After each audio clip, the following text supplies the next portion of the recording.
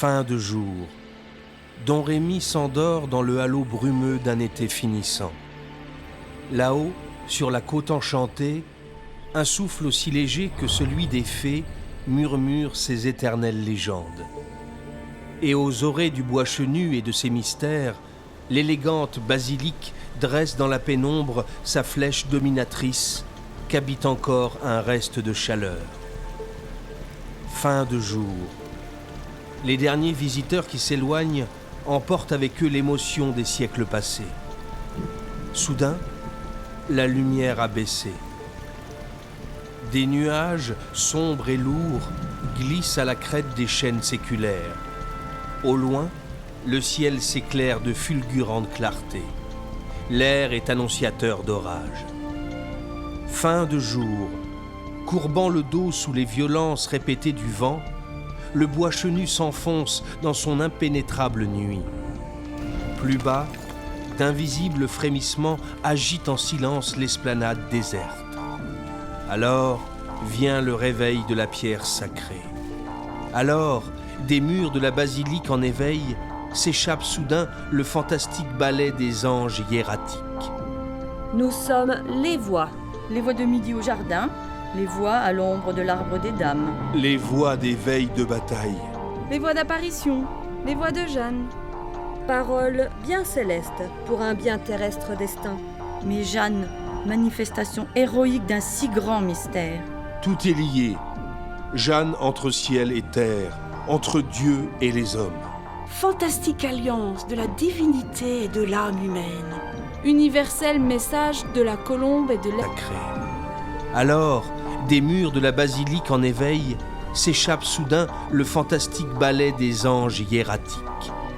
Nous sommes les voix de midi au jardin, les voix à l'ombre de l'arbre des dames. Les voix des veilles de bataille. Les voix d'apparition, les voix de Jeanne. Paroles bien célestes pour un bien terrestre destin. Mais Jeanne, manifestation héroïque d'un si grand mystère. Tout est lié. Jeanne entre ciel et terre, entre Dieu et les hommes. Fantastique alliance de la divinité et de l'âme humaine. Universel message de la colombe et de l'aigle. Chut! Silence! Regardez cette petite fille là-bas, sur le parvis. Ne vous rappelle-t-elle pas la Jeannette? Allons, reprenons nos places. L'orage s'éloigne. Mais il commence à pleuvoir.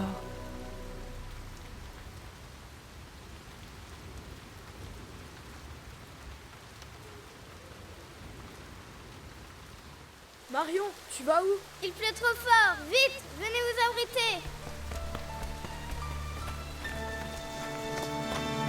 Tu as raison, on est quand même mieux là. Sauf qu'il fait encore plus sombre. Mais là-bas, une lumière. Je ne vois rien du tout.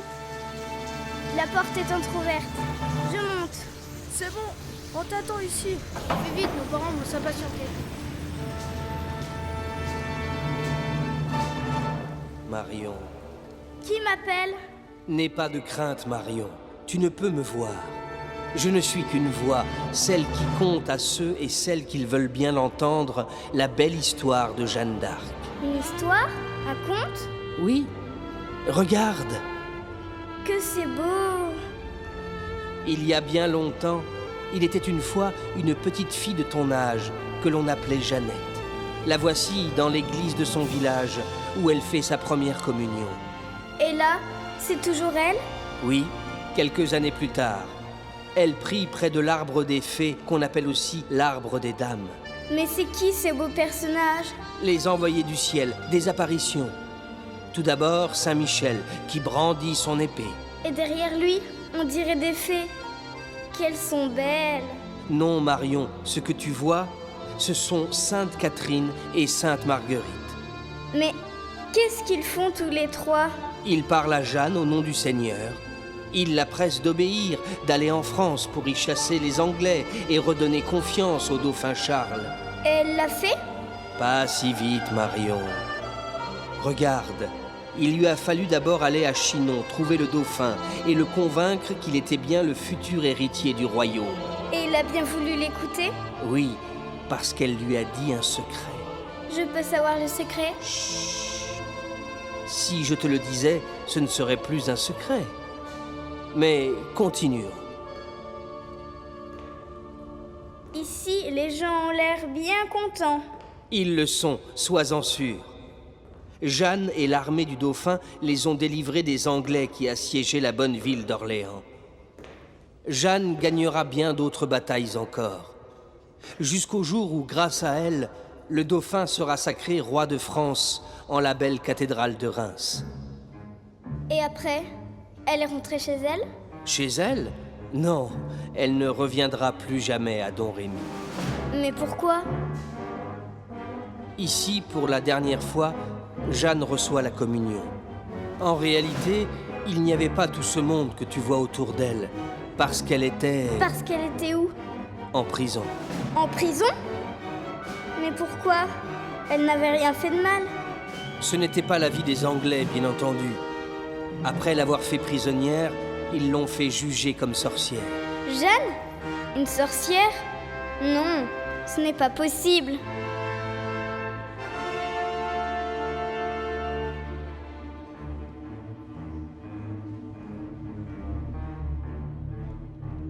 Des images tournent dans la tête de Marion. Des images de sorcières, comme on en voit dans les contes, hideuses, méchantes, cruelles. Des images de Jeanne, la chevalière de Dieu, au visage d'ange libérateur, chargeant de son étendard virginal l'Anglais terrorisé. Et pourtant, Jeanne prisonnière, Jeanne mise au fer comme vulgaire criminelle. Elle va mourir, c'est sûr, sans que personne ne brandisse l'épée de la liberté. La petite fille s'indigne, pleure et rêve. L'heure file, le temps s'écoule, la voix s'étue. Alors Marion, comme aspirée dans l'incroyable spirale des siècles passés, s'évade de la basilique pour plonger dans le fantastique et 6 fois séculaire épopée de la pucelle de Domrémy.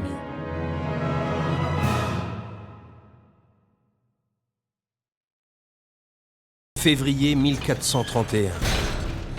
La Seine a exhalé ses vapeurs matinales. Rouen s'éveille à l'aube d'une tragédie. Un imperceptible effroi, prémisse des jours à venir, glisse entre ses fortifications. Et quelque part, dans la tour couronnée, le cachot, l'infamie. Jeanne entre ses gardiens. Jeanne surveillée, tourmentée et déjà condamnée. Car l'enfer ici-bas, mais elle l'ignore, suit à la queue du diable. Et Cochon, sinistre évêque de Beauvais, veille. Le procès peut commencer. Attends les résultats de l'enquête, à Domrémy? Oui, monseigneur. Tous sont favorables à la prisonnière. C'est fâcheux. Notre homme s'y est sans doute mal pris. Voilà tout. Ce n'est pas tout. L'examen de Jeanne confirme sa virginité. Il me faut l'accepter. Mais que cela, mes seigneurs, ne vous abuse point. L'accusé n'est point exempt de sortilèges. Et il y a peut-être là quelques manigances que nous ignorons. On ne peut pourtant. Dois-je vous rappeler que le temps presse? Bedford s'impatiente.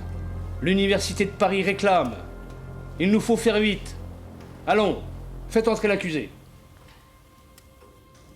Jeanne, jurez les 2 mains sur les saints évangiles que vous direz la vérité sur les questions qui vous seront adressées.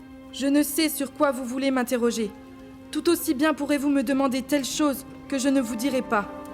Jurez-vous de dire la vérité sur les choses qui vous seront demandées concernant la foi que vous aurez.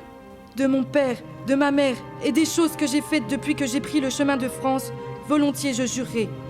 Mais pour les révélations qui me sont venues de la part de Dieu, je n'en parlerai pas. Dut-on me couper la tête? Votre nom? Dans mon pays, on m'appelait Jeannette. Depuis ma venue en France, on m'appelle Jeanne. Votre surnom? Du surnom, je ne sais rien. Votre lieu d'origine? Je suis née au village de Domrémy, qui fait un avec le village de Greux. Et c'est à Greux qu'est la principale église. Les noms de votre père et de votre mère? Mon père s'appelait Jacques d'Arc, et ma mère Isabelle. Où avez-vous été baptisé? À Domrémy. Votre âge? À peu près 19 ans, il me semble. Qu'avez-vous appris? J'ai appris de ma mère, notre Père. Je vous salue Marie, et je crois en Dieu. Je n'ai appris ma créance d'autre que de ma mère. Que faisiez-vous dans la maison paternelle? Quand j'étais chez mon père, je vaquais aux soins du ménage. Je n'allais guère aux champs avec les moutons et autres bêtes. Dans votre jeune âge, avez-vous appris quelques métiers? Oui, j'ai appris à coudre le linge et à filer. Pour filer et coudre, je ne crains femme de Rouen. N'êtes-vous pas parti une fois de la maison de votre père? Par peur des Bourguignons, je partis de la maison de mon père et j'allais à Neufchâteau, en Lorraine. Les Bourguignons? Pourquoi cela? Depuis que je compris que les voix étaient pour le roi de France, je n'aimais pas les Bourguignons. Ceux de Don Rémy, tenaient-ils pour le parti des Bourguignons ou pour le parti adverse? Je n'ai connu à Don Rémy qu'un seul Bourguignon. Au village de Maxey, était-on Bourguignon ou adversaire des Bourguignons? On était Bourguignons. Fûtes-vous jamais avec les petits-enfants qui se battaient pour le parti dont vous êtes? Je n'en ai pas mémoire. Mais j'ai bien vu plusieurs de Don Rémy qui s'étaient battus avec ceux de Maxey, en revenir tout blessés et sanglants.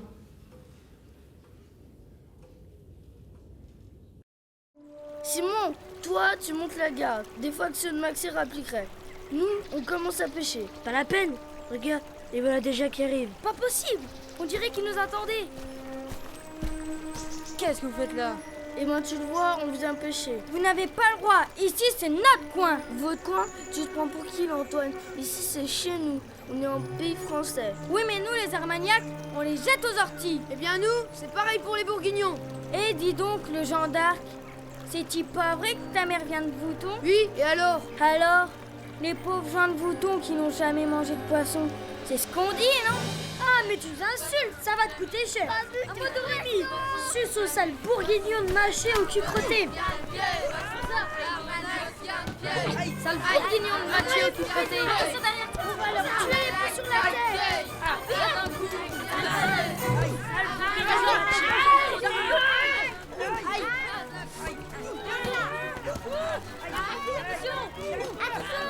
Tiens, prends ça. Aïe, ma tête.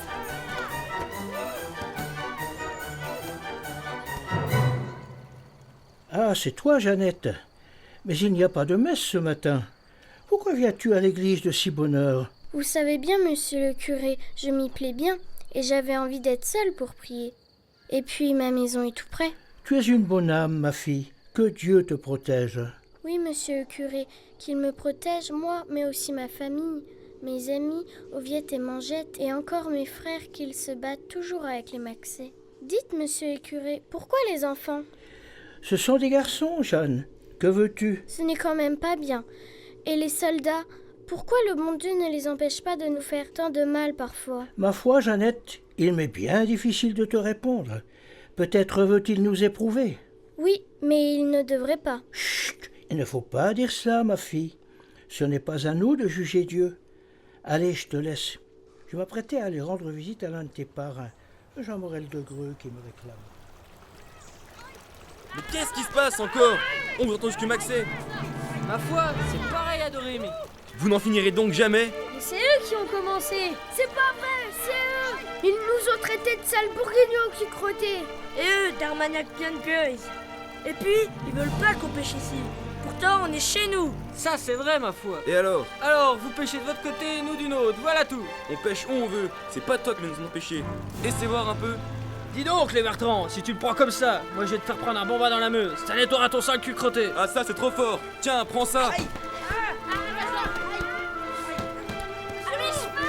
Par Saint-Michel, voulez-vous bien arrêter? Ça ne vous suffit pas qu'il y ait la guerre? Il faut encore qu'on se batte ici entre nous. Tu as raison, Jacques d'Arc. Mais tout de même, les Armagnacs... Quoi, les Armagnacs? Bourguignon et Armagnac, c'est tout pareil. Ce ne sont que des hommes. Allez, Pierre et Jean, rentrons à la maison. Je crains que votre pauvre mère ne soit une fois de plus bien vengée.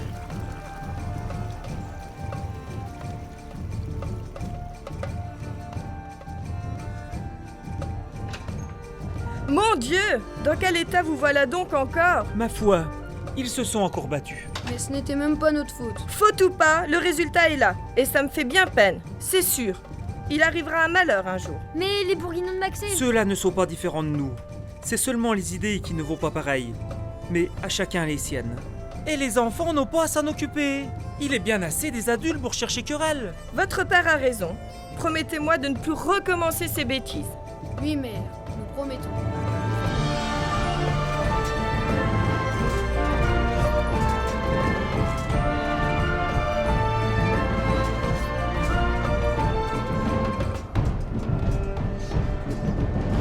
Don Rémy. Don Rémy partagé entre France et Lorraine au sein d'une mosaïque féodale de territoires et de fiefs moyenâgeux. Don Rémy, dans la tourmente d'une guerre de succession où s'affrontent deux prétendants, l'un français, le dauphin Charles, l'autre anglais, le futur Henri VI, pourtant tous deux issus d'une même souche. Lutte mortelle pour un trône, celui du royaume de France.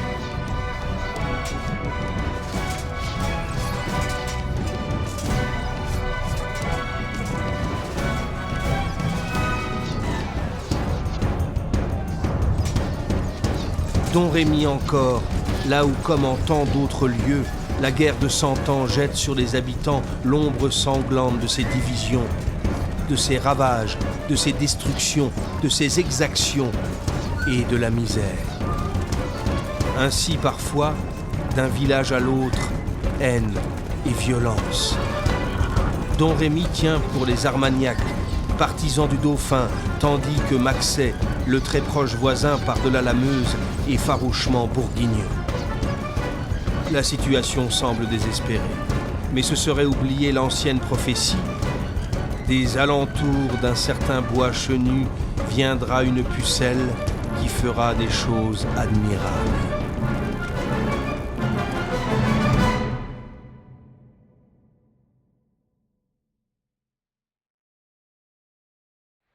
Tu crois aux fées, toi? Aux Viettes? Ben oui, bien sûr. Même que j'en ai vu. Ah oui? Et c'était où? Pas loin d'ici, sur le chemin de la côte. C'était le jour où la vache que je gardais s'était sauvée. Et comment elles étaient belles, très belles, avec des robes de toutes les couleurs. Je te crois pas. Si, c'est vrai. Et toi, Jeannette, t'en as vu aussi? Moi, non. Mais ma marraine, vous savez, la femme du maire Aubry, elle m'a dit qu'elle en avait vu. Moi, je sais pas. Mes parents disent que ce sont des sornettes et mauvaises choses. Allez, il est temps d'aller à la chapelle de Bermond. Vous venez avec moi? Non, pas moi. Je dois rentrer. Je n'ai pas très envie. Ce sera pour une autre fois. Je rentre avec Oviette. Tant pis. J'irai seule. Allez dire chez moi que je suis avec la Vierge de Bermond. Qu'il ne s'inquiète pas. Dans l'ermitage de Bermond, la Vierge au sourire de Joconde, et l'enfant sous son bras tenant la colombe d'une paix qui ne viendra pas. Et Jeanne, les pieds dans la poussière d'à peine une demi-lieue pour son pieux rendez-vous. Adoration, prière. Le regard de la Vierge dans celui de la pucelle, de la douceur de celle qui sait à l'innocence qui s'inquiète.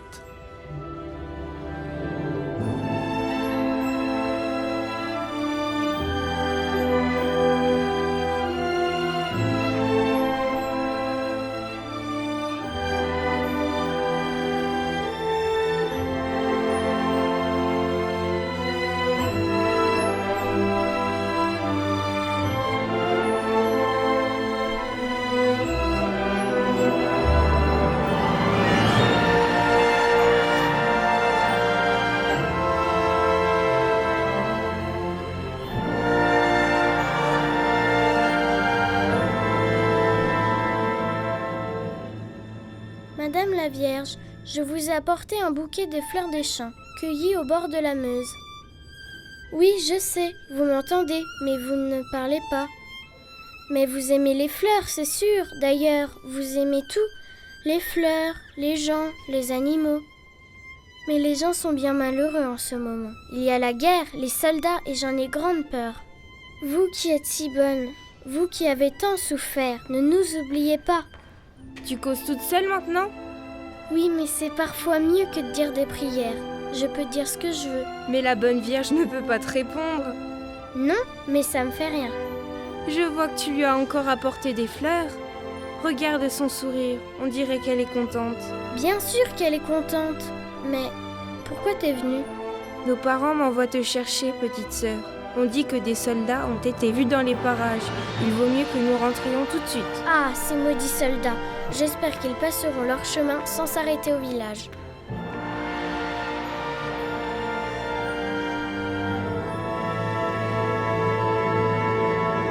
Plus que jamais, le danger rôde autour de la vallée de la Meuse. La vie, parfois, ne tient qu'à un fil. Mort, incendie, pillage, menace tour à tour. À Domrémy, dans un bras du fleuve, le château de l'île. Refuge temporaire mais vulnérable. Mieux vaut partir. Partir pour la cité voisine, 9 châteaux, fièrement protégés en ses murailles.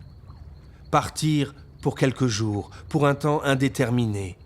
Le temps, justement, que s'en aillent les soldats, que cesse la désolation. À Domrémy, les Darques ont quitté maisons, champs et biens. À 9 châteaux, la Rousse, aubergiste de bonne volonté, leur a donné asile. En bon français, quand je bois mon verre, pleine d'une couleur de feu, je pense hors mer sans Dieu, qu'ils n'en ont pas en Angleterre, qu'ils n'en ont pas en Angleterre. Un beau français quand je bois mon verre, pleine de...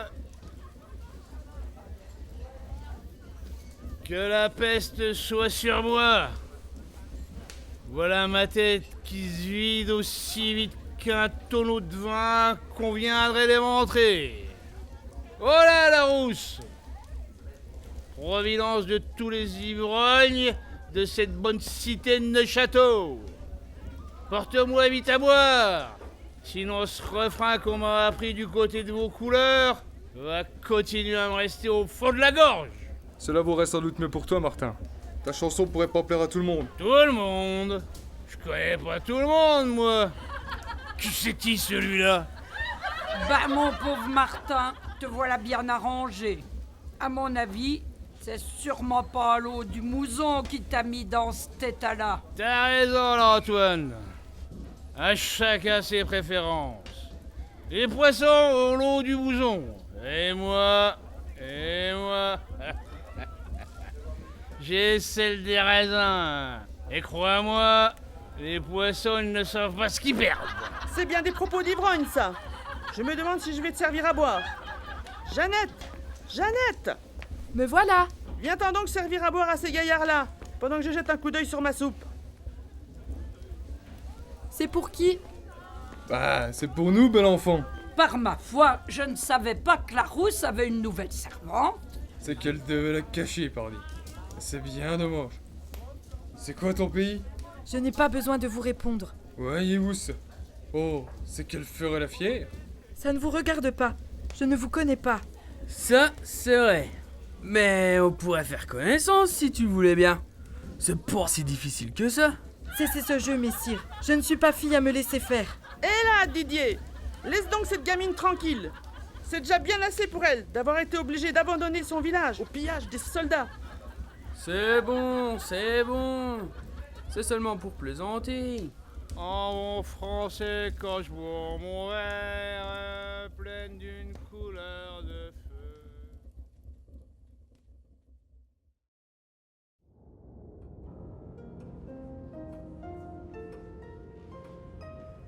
La Rousse avait mauvaise réputation, et son établissement n'était pas trop indiqué pour une pucelle de votre âge. On le disait hanté par maintes femmes de mauvaise vie. Mensonge! Dame Valder était honnête femme et bonne bourgeoise de la ville. Jamais chez elle, je ne vis mauvaise chose. Bon, laissons cela, et revenons à votre enfance à Domrémy. N'avez-vous pas de souvenirs au sujet d'un certain arbre existant près de votre village? Assez près de Domrémy, il y a un certain arbre appelé l'arbre des dames. D'autres l'appellent l'arbre des fées. Auprès est une fontaine. J'ai ouï dire que les malades ayant la fièvre viennent à la fontaine boire de son eau pour se remettre en santé. Savez-vous rien d'autre? C'est un bel arbre. un être, d'où vient le baumet. Il était dans les appartenances du seigneur Pierre de Bourlémont, chevalier. N'alliez-vous pas, surtout la nuit, hanter cette fontaine et cet arbre, pour y chanter certains refrains, avec invocations, sortilèges et autres maléfices? J'allais quelquefois avec les autres jeunes filles m'ébattre au pied de l'arbre, et j'y faisais des guirlandes pour l'image de la Sainte Vierge de Don Rémy. N'y avez-vous vu jamais les fées? J'ai ouï dire par des anciens que les fées se rendaient sous cet arbre, mais je n'y ai onque vu les fées, que je sache. Y avez-vous entendu vos voix? Oui, quelquefois.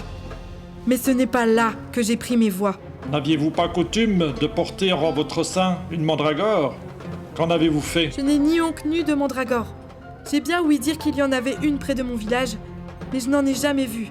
À quoi avez-vous ouï dire que servait cette mandragore? À faire venir de l'argent. Mais je n'en crois rien. Où se trouvait-elle? J'ai ouï dire qu'elle est en terre, près de l'arbre des fées.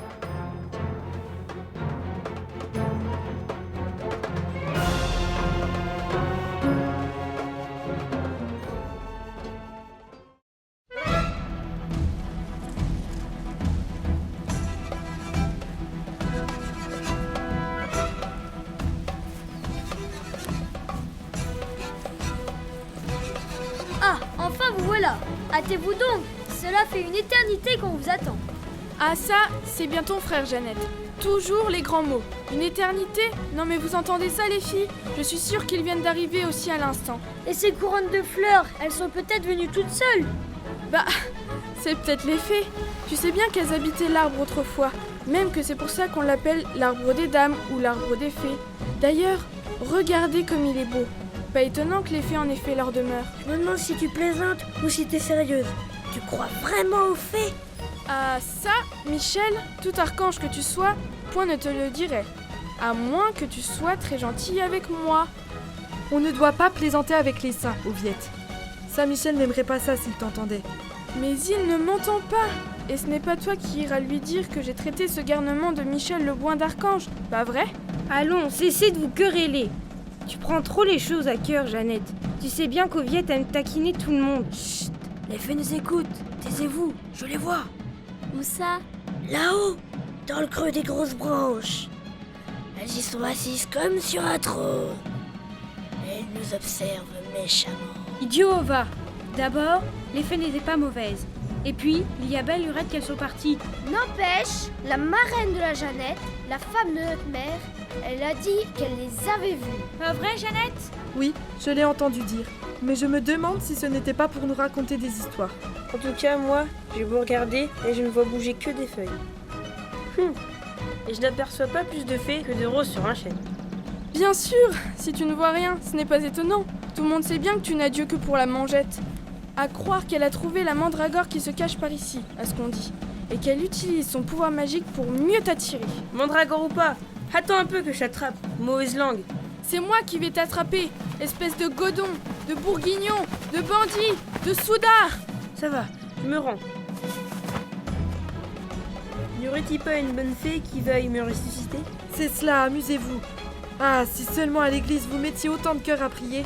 Bon, moi, je propose une partie de colin-maillard, puis nous redescendrons au village. Il y a marché aujourd'hui.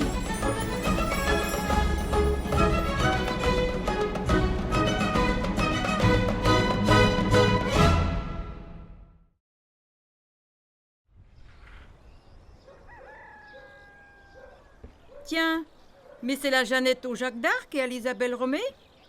Eh bien, ma fille, tu as bien grandi. Il est vrai que cela fait du temps que je ne suis venue. Salut tes parents de ma part si je ne les vois pas. Je le ferai, Dame Tourin. Où vas-tu comme ça, la Jeannette? Là sûrement où vous ne viendrez pas. Ah, voyez-vous ça, la Maline? Elle n'a pas froid aux yeux. C'est bien fait pour toi. Non mais, voyez-vous ce vieux déplumé qui veut faire le coq avec une jeunesse? Qui veut mes médailles? Elles guérissent tout et donnent richesse. Achetez, braves gens. Allons, n'hésitez pas. Regardez, cette cotte me plaît bien. Et ces ceintures avec leurs belles boucles. C'est-à-dire que... Vous n'y pensez pas, voyez donc, par devant, elle est ouverte jusqu'à la taille. Moi, ce chaperon me plairait bien. De toute façon, il vous faudra bien grandir avant d'emporter une si belle. Alors, je me marierai avec un beau seigneur, aussi beau que ce minstrel que voici. Gente, demoiselle, Il me plairait bien de chanter pour vous. C'est-à-dire que... Ici n'est point le lieu. D'ailleurs, j'aperçois notre curé, Messire Fronté. Je ne pense pas qu'il serait content. Et ce n'est pas le moment. Voyez, on dirait qu'ils se disputent. Achetez ma mandragore, achetez! Elle apportera tout le bonheur souhaité à celui qui la possédera. Disparais de mes yeux, vil tentateur, et emporte tes mandragores du diable. Ce sont des choses maléfiques. Allez, damoiselle, goûtez-moi ces gourmandises. Merci, mais nous n'avons point d'argent. Ma foi, tant pis. Vous avez de la chance. Je suis dans un bon jour. Tenez, prenez. Tiens, voilà Simon là-bas. Je suis sûre qu'il te cherche, Jeanne. Mais qui cherche ne trouve pas toujours. Je vais devoir rentrer maintenant. Il me semble que midi n'est pas loin. Ah, vous voilà. Je vous cherchais. Jeanne, il est temps de revenir à la maison. Les hommes ne vont pas tarder. Je vais venir, mère. Le temps d'embrasser mes amis. C'est bon, je pars en avant.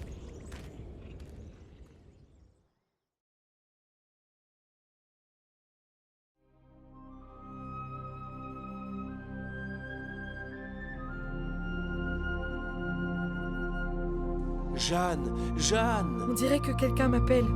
Ce n'est pourtant ni la voix de mon père, ni celle de mes frères. Jeanne! Jeanne! Je vois là cette clarté, à droite de l'église. Et cet homme qui ressemble à l'image. Oui, Jeanne, tes yeux ne te trompent pas. Je suis Saint Michel, celui que tu pries si souvent. Vous, messire? Ce ne peut être possible. Mais comment? Vous m'avez fait grande peur. Ne te soucie pas, Jeanne. Je ne te veux aucun mal, tu es bonne fille. Continue à te bien conduire et à fréquenter l'église. Mais il faut que je te dise un secret. Il te faudra aller en France. Dieu t'y envoie pour aider le dauphin à chasser les Anglais. Moi? Oui, toi. Il te connaît bien. Il connaît tes sentiments. Il entend tes prières à la Vierge Marie. Il sait ta volonté, ton courage. Et il sait aussi qu'une simple paysanne, avec la grâce divine, peut faire plus qu'une princesse.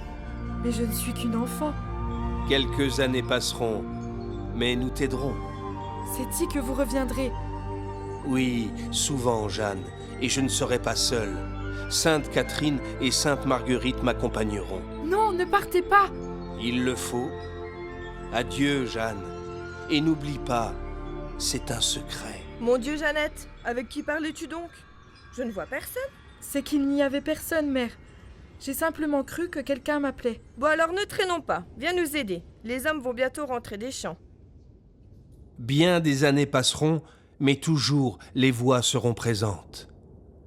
Que ce soit à Domrémy même, ou près du bois chenu, dans la feuillée mythique du beau mai, ou encore dans le murmure cristallin de la source bienfaisante de la fontaine des Fiévreux, et enfin, tout au long de l'aventure guerrière de Jeanne, les voix seront au rendez-vous. Mystères elles sont, mystères elles resteront, malgré l'insistance des juges et leur curiosité malsaine.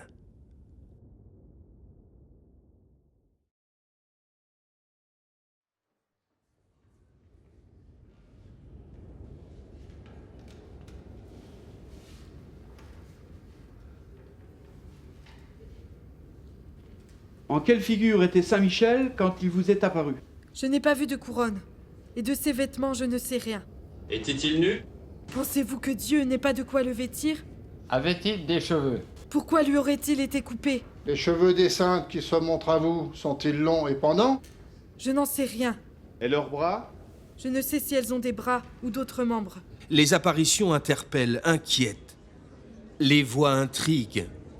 Question fondamentale, faut-il chercher Dieu ou le diable? Et si Jeanne disait vrai? Et pourquoi elle? Alors l'interrogatoire reprend pied. L'accusation a d'autres cordes perfides à son arc. Votre père ne fait-il pas des menaces contre vous, le cas où vous partiriez? J'entendis dire par ma mère que mon père disait à mes frères « Vrai, si je croyais qu'advint cette chose que je crains de ma fille, je voudrais qu'elle fût noyée par vous. Et si vous ne le faisiez, je la noierais moi-même. » Croyez-vous bien faire en partant sans le congé de votre père et de votre mère, quand c'est le devoir d'honorer père et mère? J'ai bien obéi à mon père et à ma mère pour toute autre chose, hors ce départ pour vos couleurs. Mais depuis, je leur ai écrit, et ils m'ont pardonné. Quand vous avez quitté votre père et votre mère, ne croyez-vous pas pécher? Puisque Dieu le commandait, il fallait le faire. Même si j'eusse eu sans père et sans mère, et que j'eusse été fille de roi, encore serais-je partie. Robert de Baudricourt, vous fit-il bon accueil? Par 2 fois, j'allais le voir avec mon oncle durant l'Axar. 2 fois, il refusa de m'écouter. Mais la 3e fois, il céda à ma demande.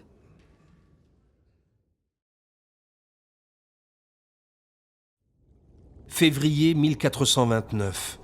La Meuse est en crue. Ses débordements paisibles s'étalent largement sur la vallée des couleurs. Un lac est né, vaste miroir où certains soirs jouent par intermittence quelques reflets lunaires. Plus haut, Vaucouleurs, fidèle cité au royaume de France, dort entre ces murailles invaincues où veillent les soldats.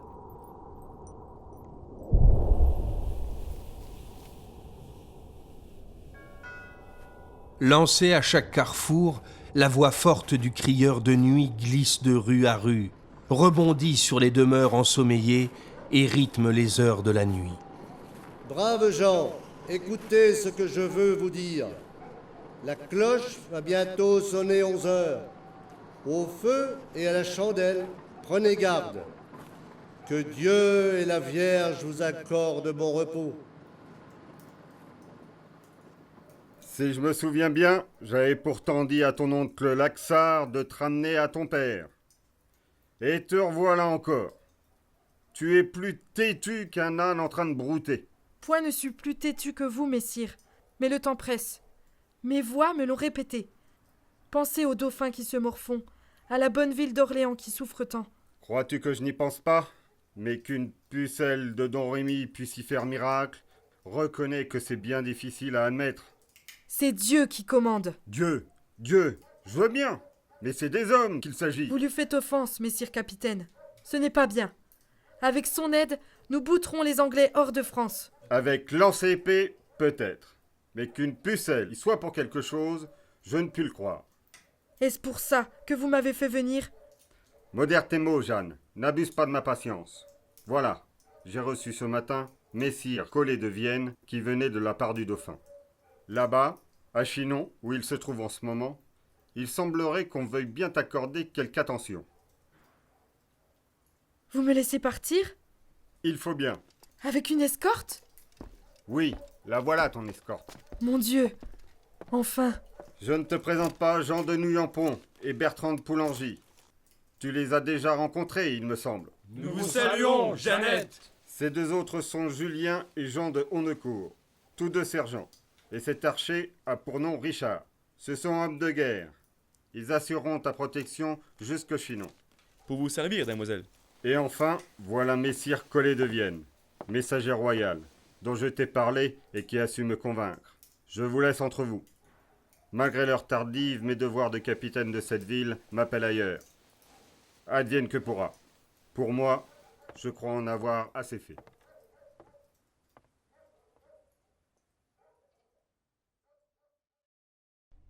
Jeanne en prière dans la chapelle castrale du château. Il y fait froid. Des lambeaux de nuit commencent à se glisser dans les rues de Vaucouleurs, comme de noirs et silencieux visiteurs. N'ayez pas peur, Jeannette. Ça n'est que moi. J'apporte un peu de lumière. Ah, c'est toi, Jean? Nenni, tu ne m'as point fait peur. Tu m'as seulement surprise. C'est vrai. Quand vous priez, vous avez l'air si absente, si loin de nous. Une prière n'est bonne que si on y met tout son cœur, toute son âme, tout son corps même. C'est sûr. Mais moi, j'ai du mal d'y mettre tout ce que vous dites.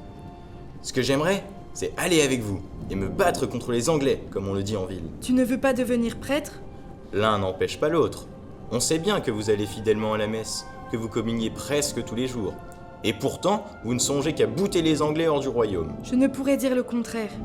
Sauf que je ne me servirai point d'épée, et que mon étendard, quand j'en aurai un, suffira à donner victoire au dauphin. Mais peut-être as-tu raison quand même.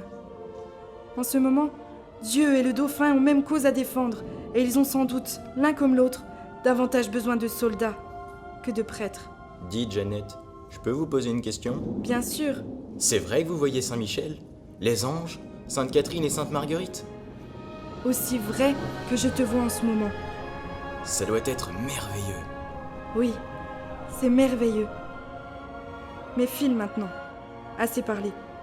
Tu vas être en retard pour la préparation de l'office du soir. Jeanne ne peut s'empêcher de laisser filer ses pensées. Elle est à Bermond, où la Vierge lui sourit. Elle est à Domrémy, où à cette heure, la famille est rassemblée autour de l'âtre. Paix et chaleur. Pourquoi n'y est-elle pas? Que fait-elle donc ici? Un cri lui vient du fond du cœur. « Mon père, ma mère, pardonnez-moi de tant de désobéissance et de peine. Pourtant, il le fallait. Dieu premier servi. »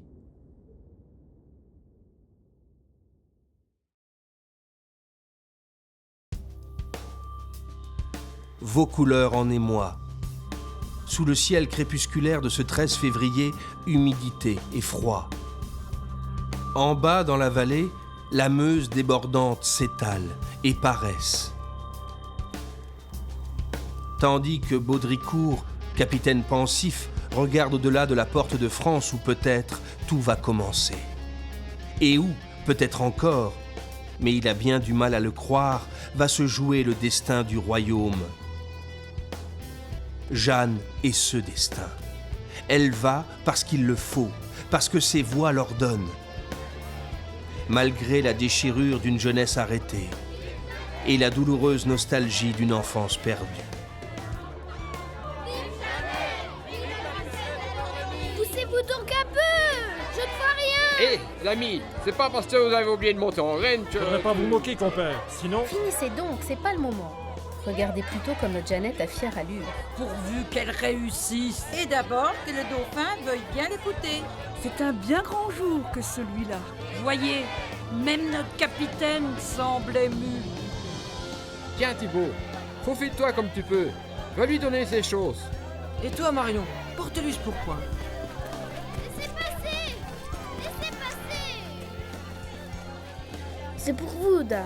On vient de me le donner. Et voilà encore pour vous. C'est un pourpoint. Dame? Allons, appelez-moi Jeannette, comme tout le monde. Et vous? Comment vous appelez-vous? Moi, c'est Thibaut. Et moi, Marion. Eh bien, Thibaut et Marion, je vous remercie. Je dirai une prière pour vous et pour les généreux donateurs. Nous aussi, on dira des prières pour vous. On dit partout en ville que vous en aurez bien besoin. Sans doute, Marion. Maintenant, il faut que j'aille. Allons, faites-moi un sourire. Je l'emporterai dans mon cœur avec ce pays que j'aime tant, que j'ai tant aimé. Allez vous autres, en avant! Adieu Thibaut et Marion. Adieu vos couleurs.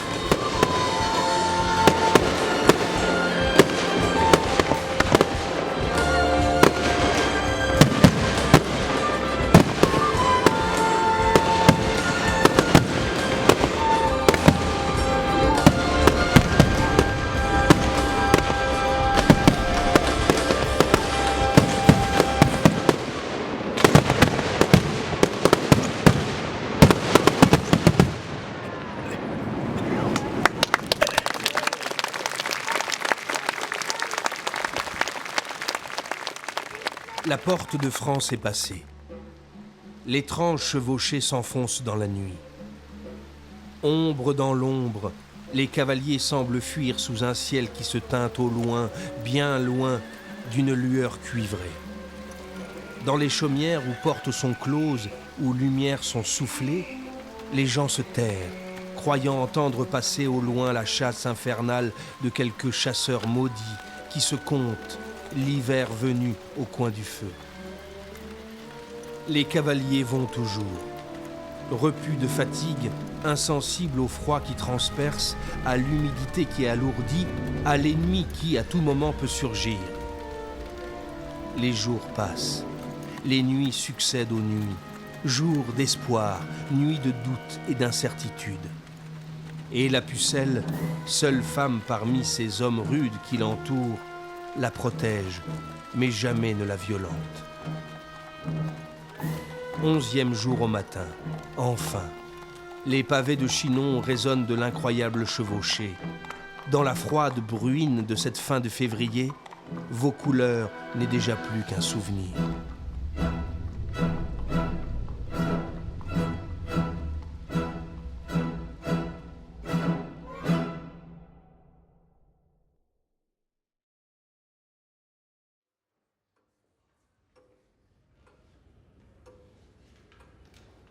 Mes seigneurs, il est donc à savoir que Jeanne passa 11 jours et 11 nuits avec les hommes de son escorte. Il y a là, vous en conviendrez, forte témérité de la part d'une pucelle. C'était faire fi de toute pudeur propre au sexe féminin. On ne peut toutefois, me semble-t-il, penser que ce voyage en compagnie d'hommes et de soldats ait pu être le prétexte à... Ah, vous me semblez bien naïf, messire. Mais Jean de Metz qui l'accompagnait n'a-t-il pas déclaré ceci? Chaque nuit, Bertrand et moi nous dormions ensemble auprès d'elle. Elle était à côté de moi en pourpoint. Elle m'inspirait tant de respect que je n'aurais jamais osé la requérir. Je jure que je n'eus jamais envers elle volonté ou impulsion charnelle. Il suffit, mes seigneurs. Jean de Metz fut un grand ami de Jeanne. Sans doute n'a-t-il rien voulu trahir de son comportement. C'est peut-être vérité. Jeanne n'était probablement pas aussi ingénue qu'elle a bien voulu le paraître. Je voudrais simplement faire remarquer que par 2 fois, sa virginité fut constatée. Allons, ne nous égarons point. Je vous rappelle, révérend seigneur et maître, que nous sommes ici pour juger en notre âme et conscience, avec les éléments que nous possédons. Et pour tout dire, il ne lui semble pas favorable. Alors jugeons. Jeanne, Dieu vous a-t-il prescrit de prendre l'habit d'homme? Je n'ai pris cet habit et n'ai rien fait que par le commandement de Dieu et des anges. Vous semble-t-il que ce commandement de prendre un habit d'homme soit licite? Tout ce que j'ai fait, c'est par commandement de notre Seigneur. N'avez-vous pas pris ce vêtement par l'ordre de Robert de Baudricourt? Non. Croyez-vous l'avoir bien fait, en prenant l'habit d'homme? Tout ce que j'ai fait par le commandement de notre Seigneur, je crois l'avoir bien fait. Et j'en attends bon garant et bonne aide. L'habit d'homme, l'argument suprême pour l'accusation. Mais Jeanne ne cède pas, car elle sait. Le cachot est sinistre. Et Jeanne, seule femme qu'encouragent des voix venues d'outre-terre. Jeanne, vierge entourée d'ignobles gardiens dont la présence, nuit et jour, est une cruelle offense à sa pudeur de femme et une menace pour sa vertu. Que l'irréparable vienne à se produire et Cochon, enfin, triompherait. Le diable pourrait montrer le bout de son nez. Jeanne serait traitée de ribaude, les fées ne seraient plus que sorcières, et la mandragore ne serait plus qu'un fallacieux talisman. Et pire encore, conduit jusqu'au trône de France par une hérétique et blasphématrice, Charles VII perdrait toute légitimité. La voilà donc, cette fameuse bergère? Ma foi, bien habillée, elle n'aurait sans doute pas vilaine apparence. Vous avez raison.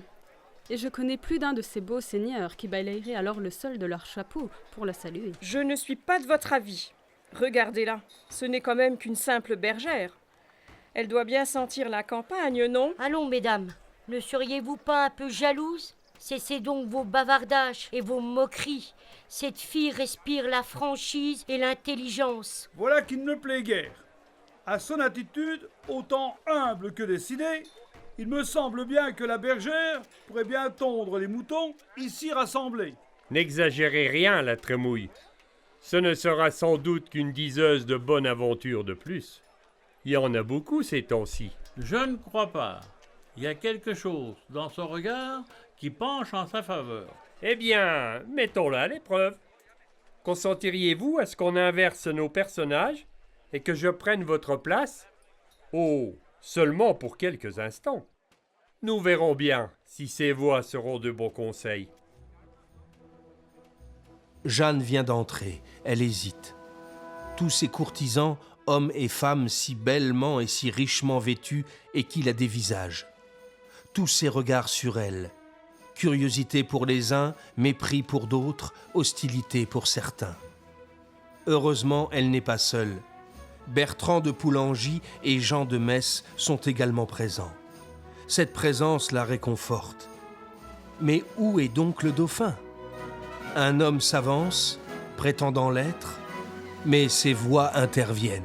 Non, Jeanne, celui-là te trompe. Laisse-toi conduire. Fais-nous confiance. Enfin, Jeanne a trouvé. Elle est déçue. Charles n'est pas l'homme décidé, le guerrier que naïvement elle s'était imaginé. Il est chétif, d'un physique quelconque, et on le sent indécis, hésitant. Dieu vous donne vie, gentil roi. Ce ne suis-je pas le roi, Jeanne? Voilà le roi. Monseigneur, je suis venu et envoyé par Dieu pour porter secours à vous et votre royaume. D'autres fausses messagères ont déjà prétendu prophétiser. Ce n'était qu'imposture. Charles hésite. Jeanne semble si authentique. Elle inspire confiance, c'est certain.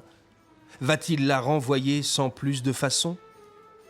Es-tu réellement cette pucelle qu'on m'a dit venir des marches de Lorraine? Oui, monseigneur. Ton nom? Je m'appelle Jeanne d'Arc. Mais dans mon pays, on m'appelle Jeannette. Eh bien, Jeannette, que me veux-tu? Mes voix m'ont ordonné de venir vous trouver à Chinon pour vous faire révélation. Alors hâte-toi. Que t'ont-elles dit de si important? Que vous êtes fils de roi et vrai héritier du royaume de France. Silence, un silence pesant. Les murmures des courtisans ne sont plus que bourdonnements lointains. Charles est transfiguré. Le voile lourd, terriblement lourd du doute, vient de se déchirer. Personne d'autre ne peut connaître cette humble requête qu'il avait adressée à Dieu dans le silence de son oratoire, peu de temps auparavant. Personne d'autre que lui-même.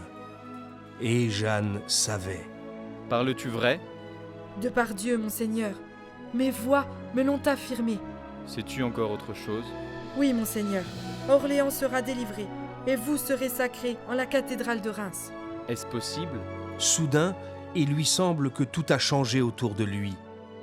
Des anges virevoltent au-dessus de Jeanne. Une douce musique emplit la salle. Comme dans un rêve, Charles voit les courtisans qui, mais comme des marionnettes tirées par d'invisibles fils. Ils parlent, mais lui ne les entend pas. C'est un autre monde qui vient de s'ouvrir à lui. Un monde plein de promesses, plein d'avenir. Il sera roi de France, enfin roi de France.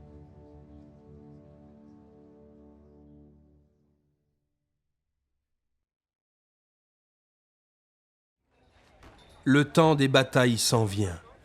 Certains sont là, chefs de guerre, futurs compagnons d'armes et amis. Dunois, le bâtard d'Orléans, Jean d'Alençon, le beau duc, Étienne de Vignoles, dit la Hire, Pothon de Xaintrailles, Raoul de Goncourt et enfin Jean d'Aulon. D'autres viendront, mais tous dans l'attente d'un destin qui déjà ne leur appartient plus. Désormais, il est celui d'une humble pucelle des marches de Lorraine. Orléans n'est plus loin. Préparatifs de guerre. Pour Jeanne, une armure, ciselée et assemblée à Tours, puis son étendard, semé de fleurs de lys et peint selon les conseils de ses voix. Dieu, tenant le monde accompagné de deux anges, Saint Michel et Saint Gabriel, et portant l'inscription « Jésus-Maria ». Et enfin, une épée.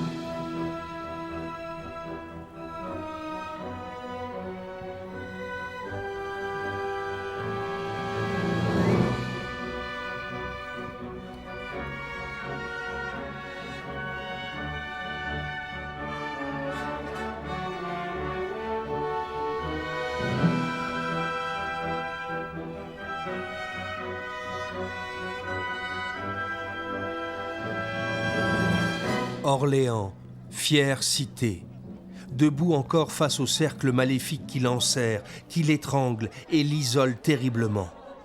Car les Anglais, Talbot à leur tête, sont là, tout autour. La ville est leur dernier obstacle. Ce n'est plus qu'une question de jours. 7 longs mois de siège. Orléans assailli, enfermé, épuisé, condamné. Et cette pucelle qui soudain apporte l'espoir comme un cadeau du ciel. Soir de liesse.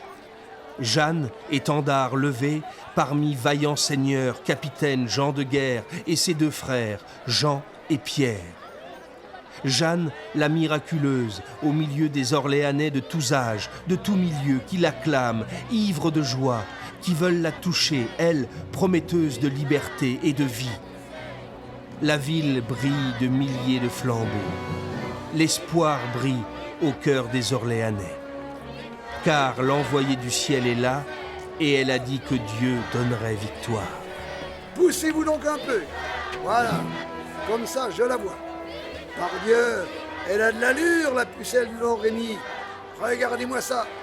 Et tous ces beaux capitaines qui l'entourent. Elle a l'air si heureuse.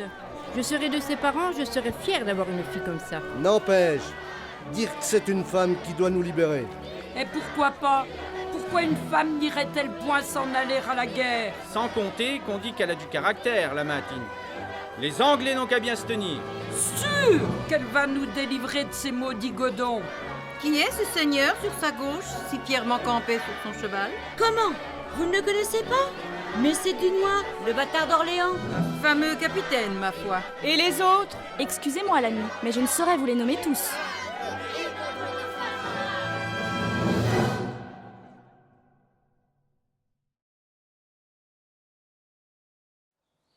Jeanne est dans l'impatience.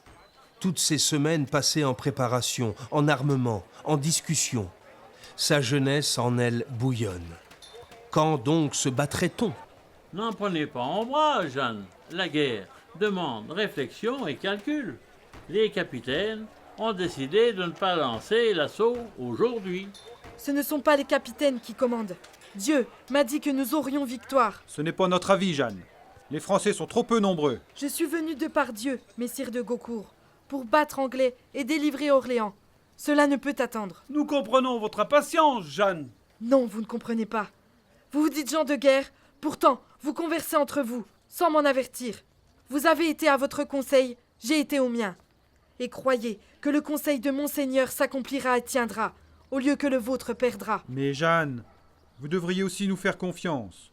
Nous avons beaucoup et vaillamment bataillé ces derniers temps. Je n'en doute pas, gentil duc, mais le temps presse.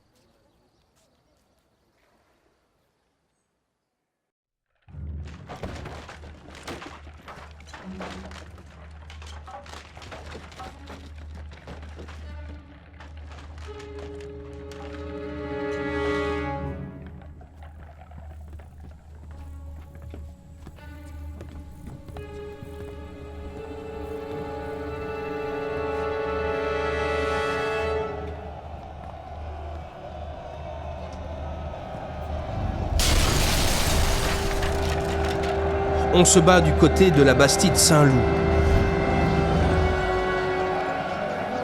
Prévenue, Jeanne s'y porte aussitôt et en chasse les Anglais. Premier succès.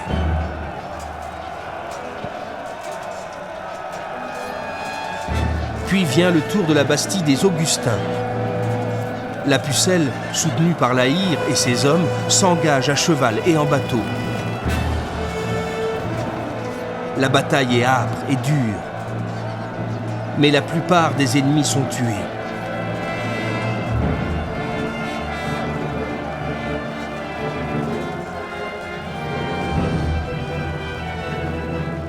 La plus forte Bastide est tombée, Jeanne est victorieuse.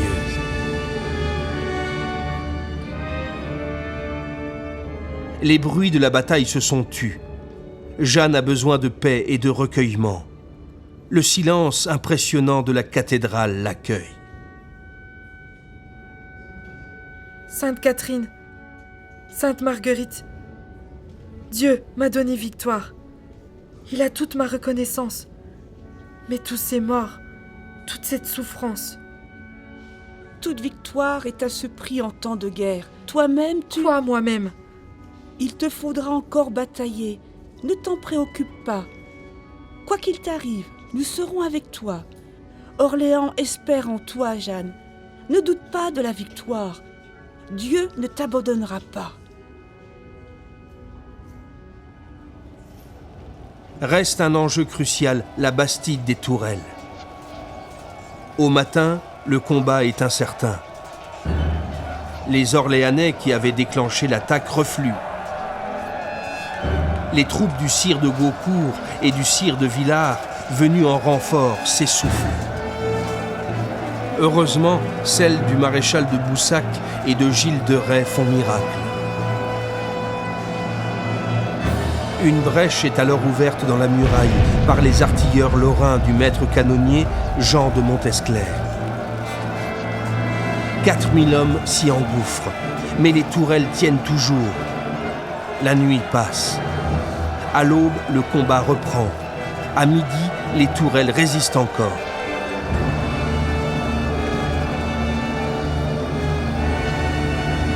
Soudain, des cris. Jeanne est blessé.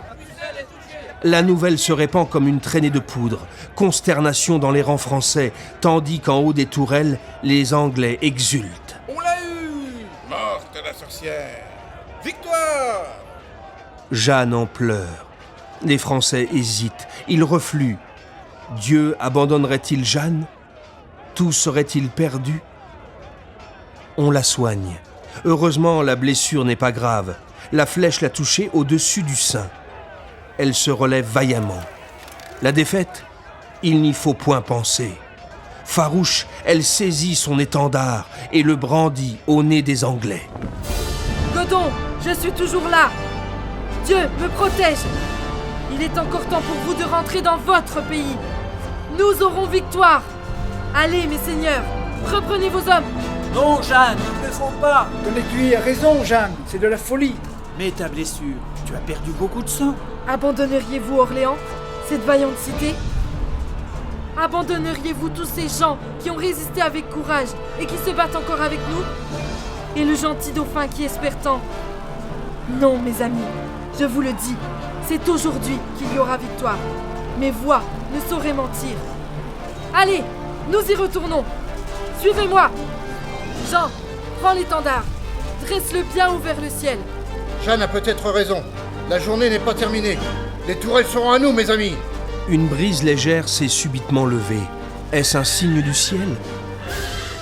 Une immense clameur le salue dans les rangs des Français qui repartent à l'assaut. La pucelle est vivante. Jeanne est vivante. Les échelles! Vite! Artis compagnons, montez! Par ici! Les Anglais seront à nous! La brèche! Vous autres, suivez-moi, il y aura passage. Tiens, prends ça, Godon de manœuvre. Va-t'en rejoindre ta sorcière, Anglais! Maudit français! Jeanne, attention! Merci, mais toi reste à mes côtés. Il ne t'arrivera rien. Jeanne, courage! L'Anglais faiblit! Bientôt, les tourelles sont prises. À l'arrière, le pont, bravement et astucieusement miné par les gens d'Orléans, explose et prend feu, rendant délicate la retraite des Anglais. Il s'effondre, entraînant à la noyade soldats et capitaines. Glasdale et le rêve anglais dérivent dans les eaux rougies de la Loire.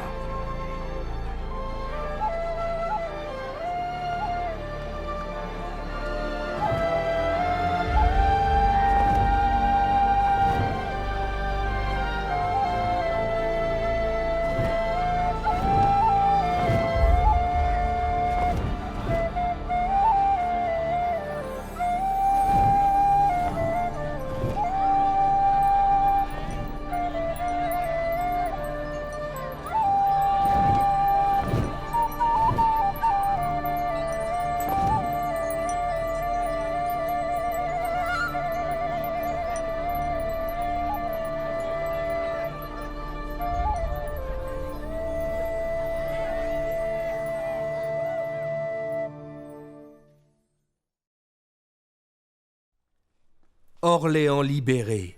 Les voix n'avaient pas trompé Jeanne. Pour partie, mission accomplie. Reste encore le sacre, après quoi les Anglais pourront être définitivement chassés de France. Nous sommes d'avis, Jeanne, d'aller en Normandie et de poursuivre la lutte. Mes voix me poussent vers Reims. Mes amis, le dauphin doit y être sacré. Dieu le veut. Le chemin de Reims est dangereux. Il est de bonnes villes à prendre avant de réussir. Laïr, compagnon de bravoure, craindrais-tu? Ah, tout autre que toi, Jeanne, m'en rendrait compte sur le champ. Allons, ne nous querellons pas. Admettons qu'on chevauche jusque Reims. Et le dauphin lui-même, qu'en pense-t-il? Gentil duc, vous avez raison. Eh bien, nous allons aller lui demander, et au besoin, le convaincre. Charles est au château de Loches, en plein conseil avec ses familiers. Il y a là Christophe d'Harcourt, Gérard Machet, l'évêque de Castres, Robert le Maçon, chancelier de France. Le dauphin hésite. L'heure est d'importance, c'est son destin qui est en cause. Dans son conseil, il y a avis divergents, mais Christophe d'Harcourt, séduit par le personnage de Jeanne, apporte son soutien à la pucelle. Le duc d'Alençon, lui aussi, hésite. Son épouse appréhende pour lui encore de nouvelles et dangereuses batailles.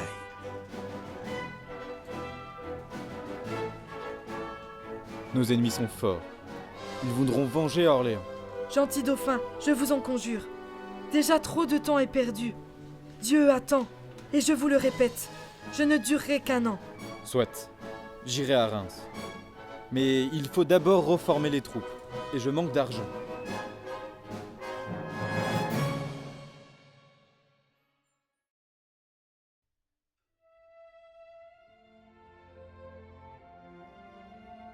Après Orléans, Reims, le chemin des cathédrales. De l'humble église de Don Rémy aux ors de ces temples fabuleux qui veulent lier le ciel à la terre.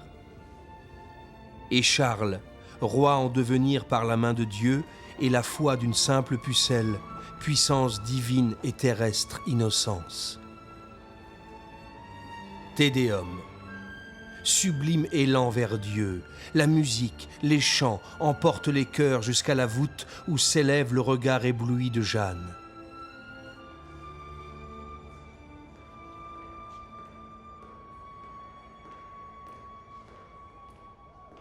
Le sacre. Enfin, Charles, chose couverte d'une simple chemise fendue devant et derrière, se prosterne sur les marches de l'autel. Il reçoit la marque de l'huile sainte. Et enfin, la couronne.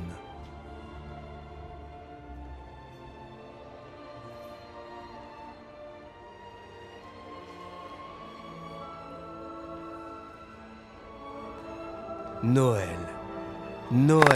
La clameur emplit l'espace sacré, gagne le parvis où régnait l'immense silence de la foule.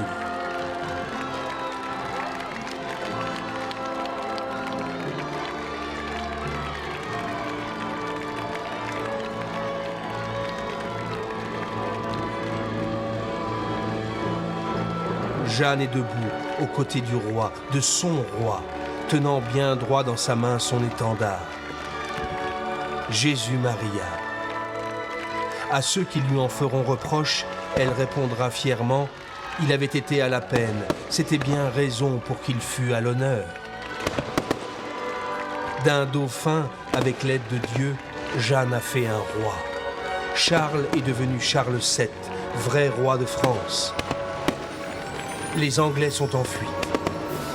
Et pourtant, Jeanne se doute. Mieux, elle sait. Ses voix n'ont pas cherché à lui mentir. Noir est son avenir. Compiègne et la trahison, peut-être, ne sont pas loin.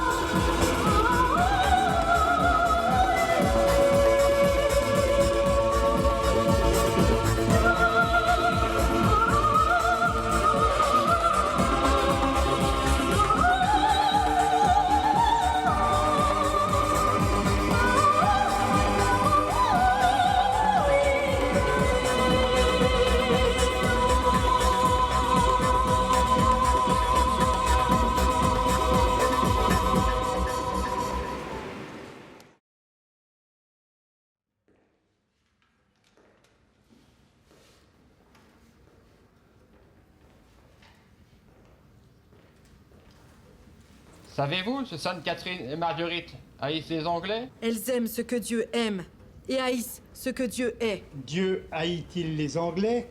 De l'amour ou haine que Dieu a pour les Anglais, ou de ce qu'il fera quant à leurs âmes, je n'en sais rien. Et vous, Jeanne, ne dites-vous pas que vous aimeriez mieux mourir que d'être entre les mains des Anglais? Oui, je dis que j'aimerais mieux rendre mon âme à Dieu que d'être en la main des Anglais. Vous ne les aimez pas? Non, et eux non plus ne m'aiment pas. Ils m'ont souvent appelée sorcière, et même putain des Armagnacs. Que leur reprochez-vous d'autre? Ils ne sont pas séants chez eux. Ils ont pourtant possession en certains lieux de France. Alors qu'ils les rendent, et nous les laisserons partir. Est-ce Dieu qui vous a demandé de haïr les Anglais? Non, c'est de moi-même. Et comment auriez-vous délivré le duc d'Orléans, prisonnier en Angleterre? J'eusse pris de deçà la mer assez d'Anglais pour la ravoir. Et si j'en eusse assez pris moi-même, j'eusse passé la mer pour aller le quérir en Angleterre, de force. Mais enfin, Jeanne, vous vous dites bonne chrétienne. Ce n'est pas suivre le Christ que d'avoir autant de haine. Vous parlez bien, mais je m'en rapporte à vous-même. N'en avez-vous pas vous-même, vous, évêque, pour me tenir en cette prison? Dieu m'en garde, cela suffit. Révérend Père, Seigneur et Maître, nous poursuivrons.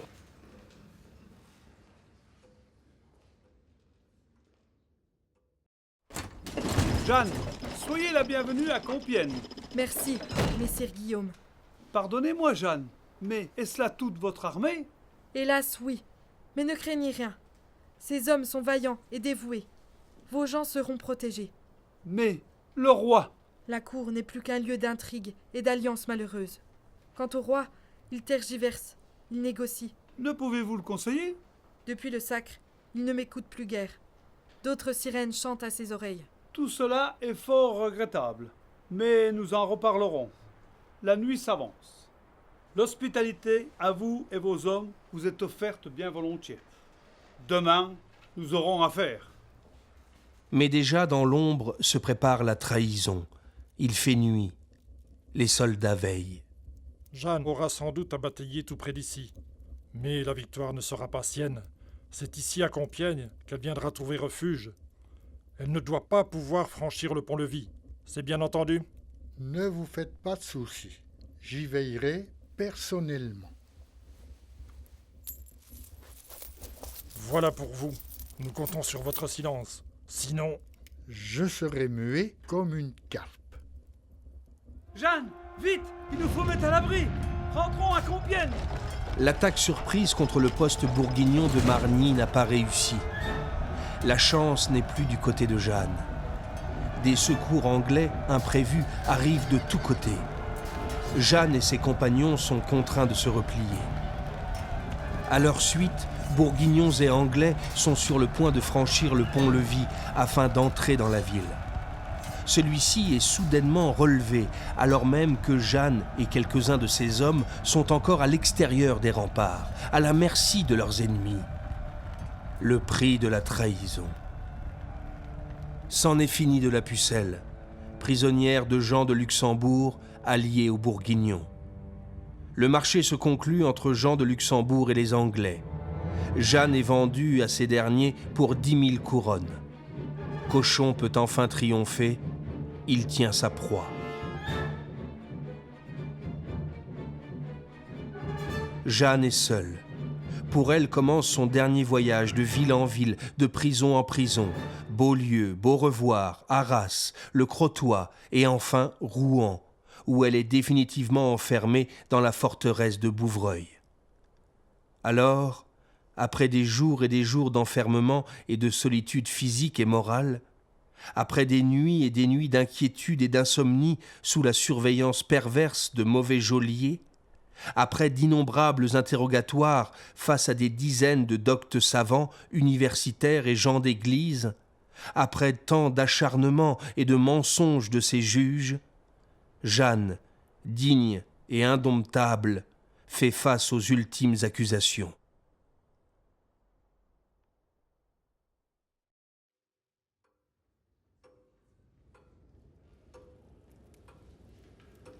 Jeanne, on vous accuse d'avoir, dès votre enfance, imaginé et combiné une foule de sortilèges et de superstitions. Qu'avez-vous à dire? Pour les sortilèges, œuvres superstitieuses et divinations, Je nie. Reconnaissez-vous qu'il appartient à l'évêque et au vicaire, inquisiteurs de la foi, de détruire, extirper, radicalement de partout dans le royaume de France, les hérésies, sacrilèges, superstitions et autres crimes de cette sorte? Je crois bien que notre Saint-Père le pape de Rome et les évêques et autres gens d'église sont pour garder la foi catholique et punir ceux qui défaillent. Mais quant à moi, touchant mes faits, je ne me soumettrai qu'à l'église du ciel, à savoir à Dieu, à la Vierge Marie et aux saints et saintes du paradis. Sur la côte de Bois-Chenu, autour de l'arbre de la fontaine, circulent, paraît-il, de malins esprits qu'on nomme fées, avec qui on coutume de danser la nuit des personnes exercées à la pratique des sortilèges. Qu'avez-vous à dire, Jeanne? Sur l'arbre et sur la fontaine, je n'ai à répondre que ce que j'ai déjà répondu. Tout ce qui est autre, je le nie. N'attribuez-vous pas à Dieu, à ses anges et à ses saints des ordres qui sont contraires à l'honnêteté féminine, prohibés par la loi divine? Attribuer ceci à Dieu, c'est blasphémer. Je n'ai blasphémé ni Dieu, ni ses saints. Qui vous a fait prendre l'habit d'homme? Je sais bien qui me l'a fait prendre, mais je ne sais comment je dois le révéler. N'avez-vous pas usé de divination en découvrant par avance des choses secrètes sur des personnes de votre entourage? Il est vrai que je fis révélation à mon roi, de la part de Dieu. L'épée de Fierbois, ne serait-ce pas vous-même qui l'auriez frauduleusement cachée dans la dite église, afin de faire croire en vos pouvoirs de magie? Je m'en rapporte à ce que j'ai déjà répondu. Savez-vous si vous êtes en la grâce de Dieu? Si je n'y suis, Dieu m'y mette. Et si j'y suis, Dieu m'y garde. Contrairement aux prescriptions de Dieu et des saints, Jeanne s'est présomptueusement et superbement érigée en chef de guerre, ayant domination sur des hommes, parmi lesquels des princes, des barons, une foule de gentilshommes, les faisant guerroyer sous ses ordres comme principal capitaine. Qu'avez-vous à dire sur cet article? Je vous ai précédemment répondu. Si j'étais chef de guerre, c'était pour battre les Anglais. Croyez-vous que vous ne soyez point tenu de soumettre vos dits et vos faits à l'église militante ou à autre qu'à Dieu? Quant à ce, la manière que j'ai toujours dite et tenue au procès, je la veux maintenir. Songez à quel péril vous vous exposez. Il est moins grand que le vôtre. Vous, évêque, vous dites que vous êtes mon juge? Prenez garde à ce que vous faites. Car en vérité, je suis envoyé de la part de Dieu, et vous vous mettez en grand danger. Si vous ne voulez pas croire l'Église et l'article, l'Église, une sainte et catholique, vous serez hérétique de le soutenir. Et en punition, vous serez brûlé. Je ne vous en dirai autre chose. Si je voyais le feu, encore dirais-je ce que je vous dis, et n'en ferai autre chose. Hérétique. Cochon tient enfin sa victoire. Le bûcher n'est plus qu'une affaire de jour. Jeanne dans sa prison, pour la dernière fois. Demain sera le grand jour, le grand passage. Mon Dieu, que l'adieu à la vie est donc difficile. Mes parents, où êtes-vous à cette heure?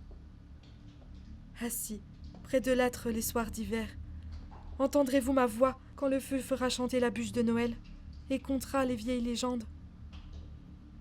Mes amis, Mangette et Oviette, que n'êtes-vous près de moi? Nous parlerions de l'arbre des dames, des beaux dimanches de la terre, de nos rires, des fleurs, de notre enfance. Vous souviendrez-vous de moi? Et toi, Meuse qui ne m'entends pas, emporteras-tu dans ton flot chantant l'image de la Jeannette de Don Rémy que Dieu envoya faire bataille? Hélas, je n'ai autour de moi que murs sombres et regards ennemis.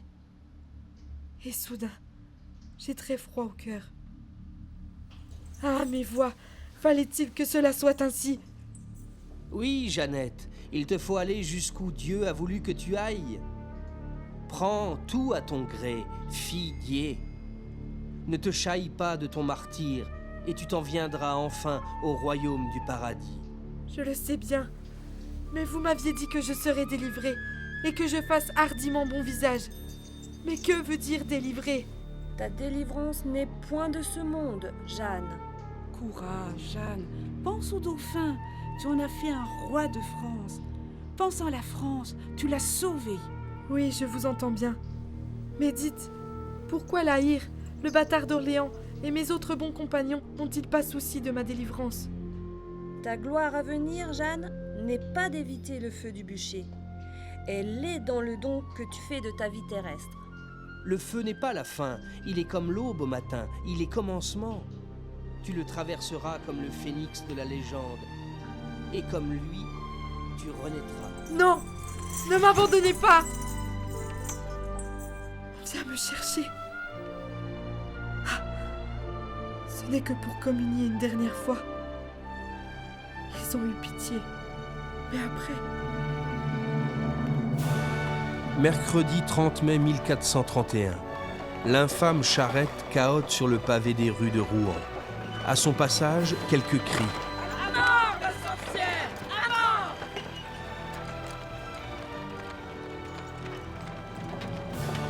Place du Vieux Marché, le sinistre bûcher est dressé. La foule tout autour.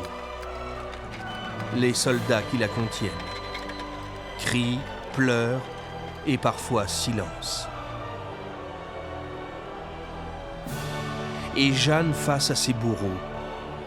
Et ce cri terrible. Évêque, je meurs par vous!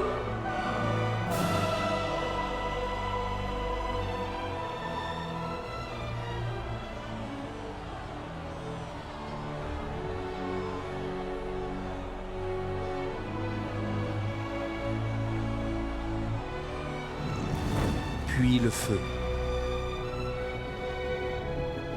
Frère Isambard de la Pierre qui tend un crucifix par-dessus les flammes. Et Jeanne, encore. Non! Mes voix ne m'ont pas trompé! Et ce cri, encore, plusieurs fois répété. Jésus! Jésus! Jésus! Jésus! Jésus!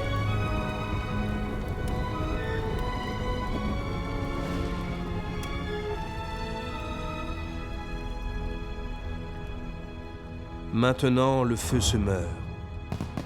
Les fumées se dispersent parmi les rues silencieuses. Tout est fini. Je voudrais que mon âme fût où je crois qu'est l'âme de cette femme. Mais Cochon et les Anglais qui avaient victoire venaient, eux, de perdre la leur. Jeanne n'avait que 19 ans. Ses cendres furent jetées à la Seine qui, loin, les emporta. Ne restera, selon la légende, que son cœur.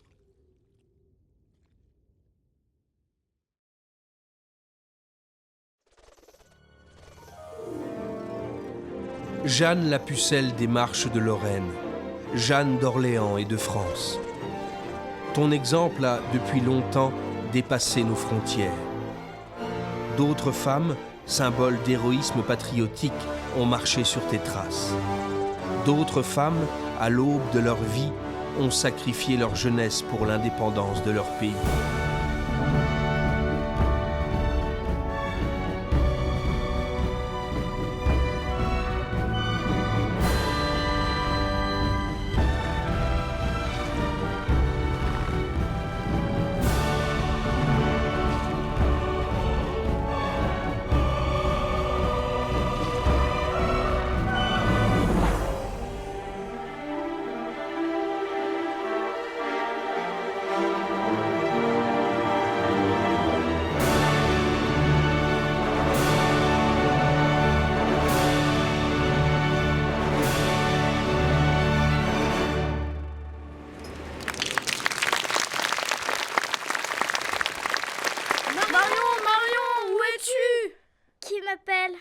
C'est nous, voyons. Il faut sortir. Ah, c'est vous? Oui, je suis là. Je viens. Mais qu'est-ce que tu fais? Nos parents s'inquiètent. Je crois que je me suis endormie. Bien sûr, il fait si sombre ici. Et puis, j'ai rêvé, je crois. T'as rêvé? Bon, tu nous raconteras ça plus tard. Allons-nous-en maintenant. Marion, comme à regret, sort de la basilique. Elle tire soigneusement et lentement la porte derrière elle. Mais est-ce vraiment la porte de l'édifice? Ne serait-ce pas plutôt la porte des rêves? De son rêve? celle d'un fabuleux voyage?